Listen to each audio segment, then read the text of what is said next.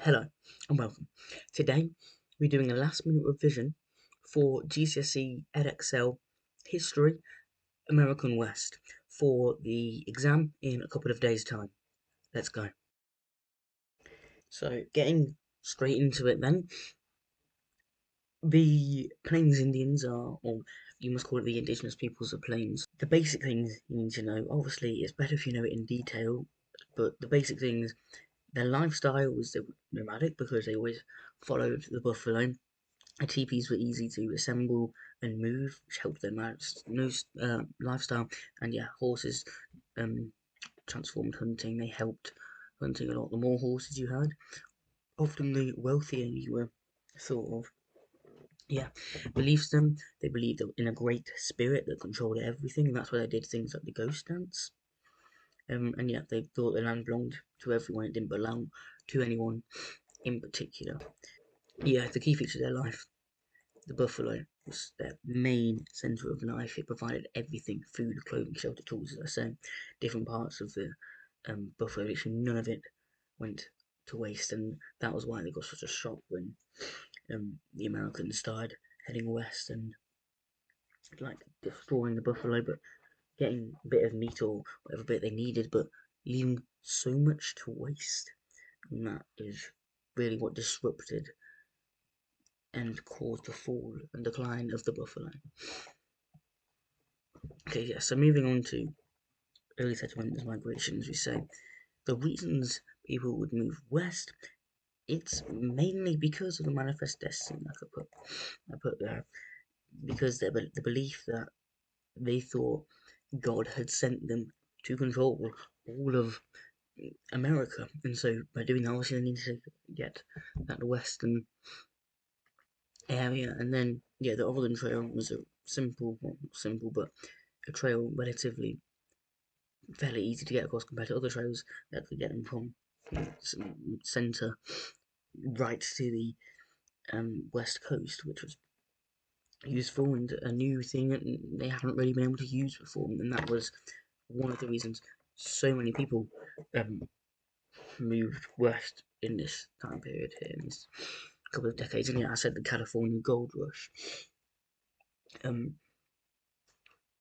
and I put it in here as a key event actually because when they discovered gold in California, everyone moved west. Lots of people moved west looking for that gold. In reality, they didn't find much really, but then they ended up settling there, and that was why. Um, that was why lots of cities and towns started to expand in the west. Yeah.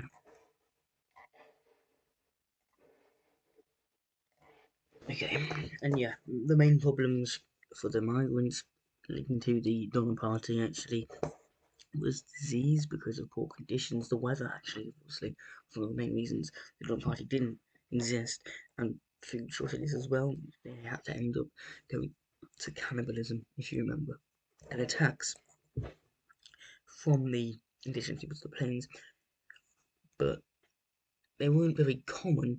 What was normally happened was actually they were just observing the white Americans, but then the white Americans thought it was a sign of threat, and so naturally, well, conflict broke out.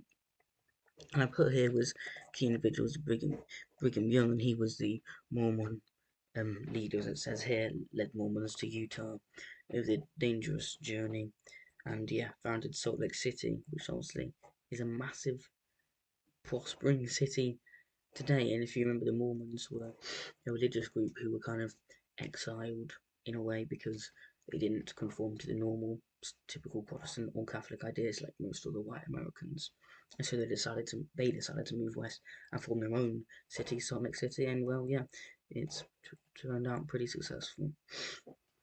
That brings us on to the development of the plains throughout the 1860s.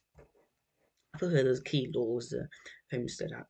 Obviously, there's a lot of key laws and acts, and I'll go through a brief recap of all the main acts at the end. But for now, the Homestead Act, yeah, it was 160 acres of land for a very cheap price. I can't remember the exact price it was. So price of a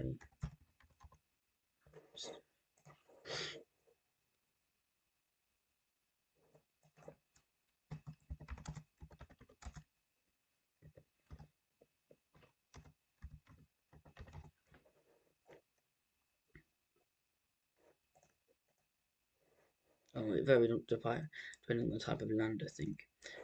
But yeah, so yeah, that was important. Obviously, it encouraged settlement westward, settlement obviously because they could get 160 acres of land for a very cheap price, which who doesn't want that? But yes, that it says here key industry cattle ranching. That homestead, in fact, they was lots of poor people generally because it was so cheap. Moving there, the big cattle barons, um, weren't very happy with that, and that ended up turning into lots of conflicts that happened later on, like the Johnson County War. So yeah, cattle ranching, the Texas Longhorns were the main cattle they used, which in a way caused the downfall of buffalo because of they were generally better suited but better adapted to the environment in a way, which meant the buffalo ended up dying out more or less. We had cattle drives as well when they went thousands of miles because the large ranches, for the winter and the summer. And I don't think I put it here, but the cowboys were basically they helped protect the cattle during cattle drives. In the winter, they lived in sod houses, basically made of like mud and earth, um, protecting the cattle. But yeah, lots of people died, especially in the winter of 1866 when it was a very bad um, winter and snowy. Lots of cowboys died. But the kind of glamorized version of cowboys you might see in films is from after the cattle drives, and they were in cow towns, as I show you here, Abilene Cattle Town, for example. They often went into bars and got drunk and ended up causing raucous, like that kind of thing, as I say. But yeah, a key individual was Joseph McCoy, and he developed the Abilene Cattle Town, and probably the first major cattle baron, really. Yeah, he was very rich due to having large cattle, um, doing big cattle drives and large amount of cattle that he had. Yes, that moves us on to the conflict with the Plain Indians in the 1860s. The key event, obviously, was the Sand Creek Massacre, when the U.S. troops killed hundreds of Native Americans, which yes, obviously increased hostility, and the general um, people started to lean towards the American side, because of this. Yeah, and Red Cloud's War though kind of turned it the other way, and yes, because the Native Americans won, and it led to the Fort Laramie Treaty. Yeah, so put key individual Red Cloud, obviously it was Red Cloud's War. It led to the Fort Laramie Treaty in 1868, which was basically, yeah, um, yes, that would be the second Fort Laramie Treaty. Yeah, and that established the Great Sioux Reservation, and it aims to bring peace between the U.S. government and the Sioux Nation. But the U.S. government often violated it, leading to ongoing disputes over land rights. Basically, like most of the treaties, the U.S. government kept breaking them. And yeah, I put the key event as a Fort Laramie Treaty because it was very big. Yeah, oh, here we go. I put some terms of it. The Black Hills were protected for the Sioux, and the Bozeman Trail was closed because that runs through the Black Hills. Proceeds on to railroads and settlement in the 1860s and 1870s. Yeah, but the key event is the completion of the first transcontinental railroad because it went across more or less the whole country. That is why it is a key event. As you see here, affects the more settlers, which meant buffalo hunting increased because the settlers, well, they attacked the buffalo, but then left, as I said earlier, left the parts that they didn't think needed, which meant that they ended up dying out. And I put easier army movement because it was and that helped to the white Americans felt safer because they thought the army was there, so the Plains Indians, indigenous peoples of the plains, were less likely to, attack, I guess. But yeah, the key individuals was George Custer and William Cody. George Custer was the General Custer during the latter Battle of Little Bighorn, um, where he was killed along with loads, or basically, he went on a charge. I think it was, yeah, he went on a charge against the Plains Indians, um, but it was not very successful at all. And him and most of his force were wiped out. I think about 250, 300 American soldiers. Um, that was when the favour started to lean back towards the Americans, and that was might have been a good victory in the short term for the Plains Indians, but in the long term it led to more restrictions. And William Cody was fairly important. He was he was a he was a bison hunter, which led to discussion of buffalo leading on to here. He was also a showman, and he fought in the Indian Wars here as well. So that leads on to the destruction of the buffalo. It say here causes was the railroad expansion because of that settlement west, and yeah, hunting for hides, but leaving the rest of it led them to fall down and decrease because it was completely different to the way they were um, hunted before by the indigenous peoples of the plains.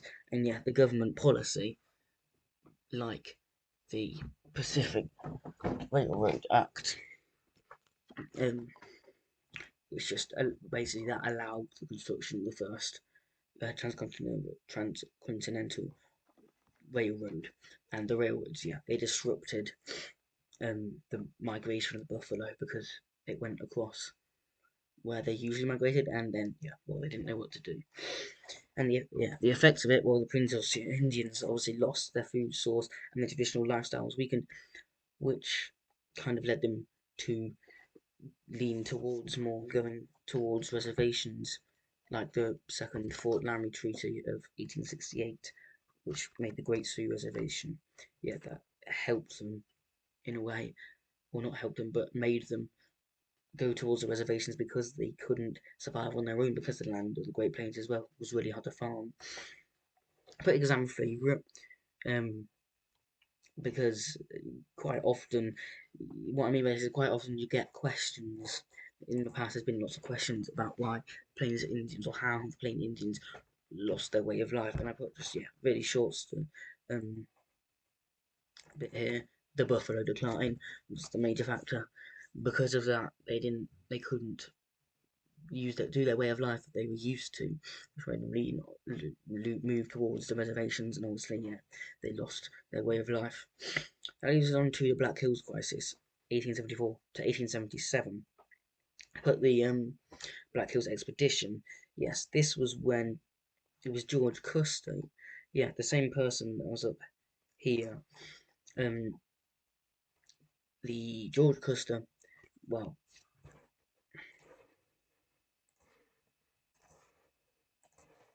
yeah, so George Custer led the Black Hills Expedition. Basically, was as they were building a railway, he was making sure no indigenous peoples of the plains attacked them. But somehow he found gold, as I say here, and rather than just keeping it to himself or maybe getting a little bit more for himself, he decided to share the news. And yeah, as I say, minus for the Sioux land, this was ignoring the treaty of the Fort Laramie Treaty, which was saying that the Black Hills belonged to the Sioux Nation, and obviously this act completely violated it, and yeah, that ended up leading to the downfall of the Plains Indians in a way, and yeah, that led on to the Battle of Little Bighorn, as I mentioned earlier. From over here, as I say, it was a Sioux victory, and the Colonel Custer was killed. The key individuals, yes, him, Sitting Bull and Crazy Horse. I think they're both, Sitting Bull and Crazy Horse were the ones leading the charge against Custer's little group. And yeah, as I say, it's important because it led to the Native American response. I did go over this a bit a minute ago, but it's so important. You need to know it. And yeah, it was biggest Native American victory, sorry, and led to the stronger U.S. military response because, as I say, it was a victory in the short term, but in the long term, they started to run towards the U.S. Army because the white Americans felt that was completely out of order. I don't know if you think that, but that's what your essay is for you to write about, isn't it? Yeah, farming on the plains then, 1870s to the 1880s. I've said here the problems, the drought, isolation because there was nothing around. The homesteads were good, but it was in the middle of countryside, and you could only really own it if you were not qualified, but if you were a good farmer and you knew how to mend and tame the land, because isolation, as I say here, you were completely on your own with your group or your family with you because you had no help, and yet that leads to the harsh winters. If 160 acres is a big land, but if it's harsh winter, that could damage all 160 acres or a vast majority of it, and that could devastate the homesteaders living there because if that destroyed their crops, it would be hard for them to rebuild and go again the next year. And because they were so isolated, it meant that they found it very difficult when they had those harsh winters and lost the crops. They couldn't get any help to build back up from that, as I say. And yeah, the lack of wood because it was in the middle of the plains. There weren't many trees, so it was hard to build houses and parts for agriculture or fences and things, which leads us on to the barbed wire over here, which helps to fence off the land and keep cattle rustlers off the land was a big part. And this kind of led the way to smaller ranches because of the isolation. Obviously, that's not the homestead, but that is, the led to smaller ranches because it was easier to control and the cattle barons on the larger estates started to decline and the people using small ranches started to increase. And yeah, I put the steel plough cut through the hard soil. These were the solutions, the new inventions, the barbed wire fence off the land, stop cattle rustlers. The plough helped to actually get underneath the soil so they could actually plant some crops, and wind pumps allowed them access to water, so it wasn't as difficult as it was before. And that brings us on to the end, in a way, of the Plains Indians' resistance between 1880 and the end of the topic 1895, really, 1890s. And the reservations, the Native Americans were confined to specific land. The Americans, especially after they battled Little Bighorn, started to really push um, the everyone to go onto reservations. And the Timber Culture Act of 1873 as well, basically, it let um, let homesteaders get an extra 168 acres of land as long as they planted trees on half of that. So that ended up cutting off even more land, restricting even more area for the Plains Indians, indigenous peoples of the Plains, to go, which meant they had to turn to the reservations, unfortunately. And that leads to the Dawes Act as well, 1887, which broke up tribal land and encouraged assimilation. And assimilation is basically just them starting to become more like the Plains Indians, the white Americans. They start to have to live more like that. The Dawes Act was basically the Homestead Act for indigenous peoples of the plains. It allowed them to get 160 acres of land for cheap prices, because the American government were trying to, assimilate and get them into their way of thinking. I've said here the key event was the Battle of Wounded Knee, where loads of Lakota Sioux, is a part of where loads of the Lakota Sioux were killed, and that symbolised the end of armed resistance because they were like, well, we've been defeated. This army is too strong. And yeah, the key individuals are Sitting Bull and obviously the Lakota Sioux. But yeah, so I put here the most important individuals, but before we get on to that, I actually forgot to mention the American Civil War. We actually need to know what is in it. It's important to know the effects of the Civil War. It was basically the northern states were more liberal and they wanted slaves to have freedom. The southern states wanted to keep slavery because they thought it was a way of improving the economy. But Lincoln was firmly against slavery. Abraham Lincoln, the president of the time, and that kind of turned into the Civil War when they fought against each other. But in the end, the northern states won, obviously, and the southern states lost, which meant they had to ban slavery, which meant lots of the people of African descent that were the slaves could leave and go to other parts of the country. Lots of them went to Kansas because that was seen as a nice, well, a better place for them, and it was, which is known as the Exodus movement, because they were named. That's what the name of them, the Exodusters, the people that moved. It's just they moved, but then people in Kansas who actually ended up being very racist anyway. So, and it didn't actually end that well in the end for those people that migrated from the southern states over to states like Kansas and around there, and that ended up people stopped moving over because conditions were no better over there than they were in the southern states like they were before. And not necessarily relevant, but you could mention it if the question comes around. That Exodus movement and racism in Kansas and the Civil War, that kind of led to the start of the KKK, the Ku Klux Klan, were, more, yeah, the lynching of black Americans. They thought they were being, they thought the black Americans were committing crimes, so they decided to go and kill them, basically.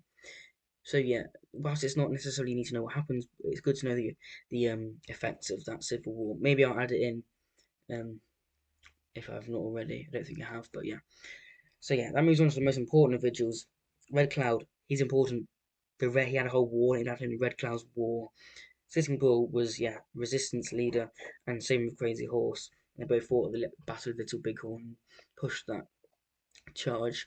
Put George Custer because of him finding the gold in Black Hills, which led to those miners coming over and, destroying their way of life. And yeah, Battle of Little Bighorn as well. Yeah, Brigham Young because of the Mormon settlement and founding Salt Lake City, and Joseph McCoy making that cattle industry. And obviously, I put William Cody here as well for the buffalo hunting, but I'll add in Billy the Kid, Wyatt, and Wyatt. They're not. Yeah, we might get a question about lawlessness in the American West, and Billy the Kid was an example of that. He fought in the Johnson County War, which was basically a war between the big cattle ranchers and the homesteaders. Wyatt was a sheriffman. He was very he was very strong, and that led to the shootout at the photo shop next to the OK Corral. And yeah, but Billy the Kid was a different example of this. So yeah, he was hunted down by a sheriff and killed. Wyatt Earp was led to the shootout at OK Corral, and he was because of his harsh tactics in dealing with lawlessness. And that was just, you're not going to get a question on that probably, but there could be a question about lawlessness in the American West, so you might want to mention those two.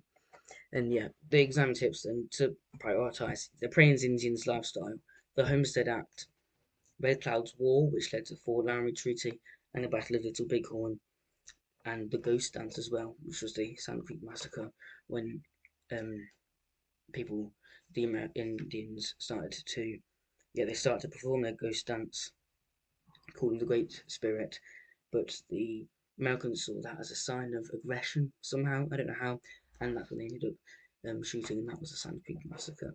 And yeah, the Battle of Little Bighorn, as I say, that was really important as well. why the Plains Indians lost their way of life.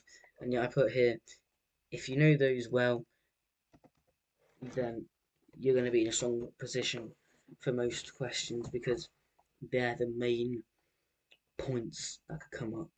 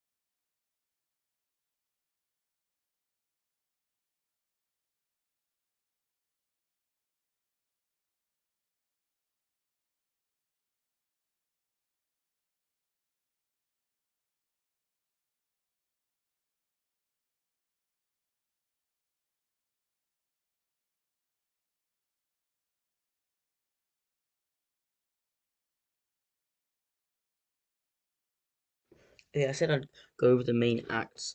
I didn't include it in the Word document, but I will go over the main acts and laws. So in 1830, which will be the main first one, obviously the topic does start 1835, but this is just good to know as background knowledge.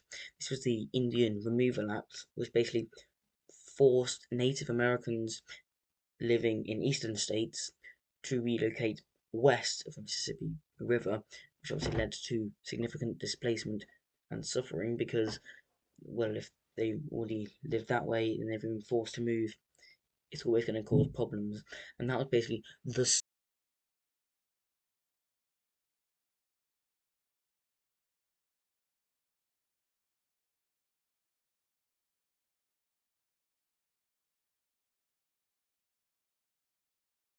permanent Indian frontier established. So that basically just divided the Indian or the indigenous peoples' territory from the eastern states, and lots of forts were built along this to stop white people crossing over rather than actually stopping the Indians coming into the American um, area. So that's actually good in a way that it was trying to stop white Americans getting into the Plains Indians land, but it didn't really last long. So in 1851, they had to make the Indian Appropriations Act, which basically that allowed the US government to create reservations for Native Americans, and obviously that led to the further loss of land and resources for the indigenous tribes. Also in 1851, probably one of the main treaties I'd say was the first Fort Laramie Treaty, and yeah, it was made because more settlers were moving along the Oregon Trail and they wanted safety. And yeah, the US government wanted peaceful relations with the Plain Indians, and settlers wanted safe passage through American lands. Basically, the terms were just the Plains